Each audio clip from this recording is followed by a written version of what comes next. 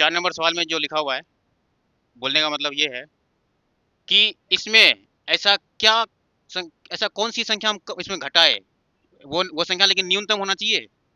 यानी कि छोटी से छोटी संख्या हम इसमें क्या कम करें, ऐसा कौन सी न्यूनतम संख्या को हम घटा दें इसमें से, ताकि घटाने पर जो हमें मिलेगा वो एक पूर्ण वर्ग मिलेगा, पूर्ण वर्ग संख्या मिलेगा।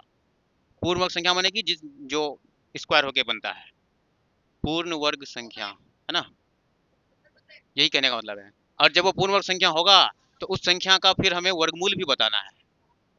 यानी कि अगर वो स्क्वायर पूर्ण वर्ग होगा तो किसी का स्क्वायर होगा, तो किसका वो स्क्वायर होगा, उसका फिर वर्गमूल भी बताना है।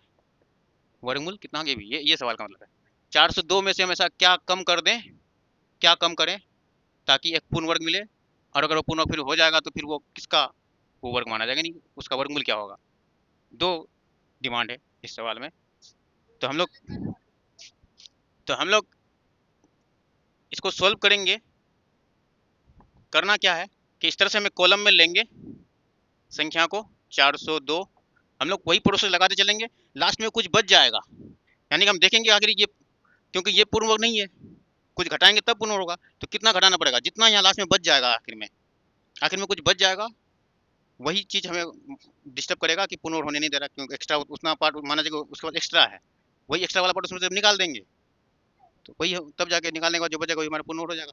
तो देखेंगे कि कितना निकालना पड़ रहा है, जितना बचेगा उतना ही निकालना पड़ेगा, वही हमारा आंसर होगा।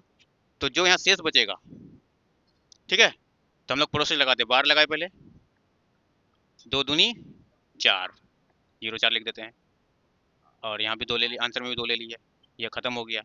इसको जोड़ेंगे इधर साइड में, फिर यहाँ 0 2 उतारेंगे।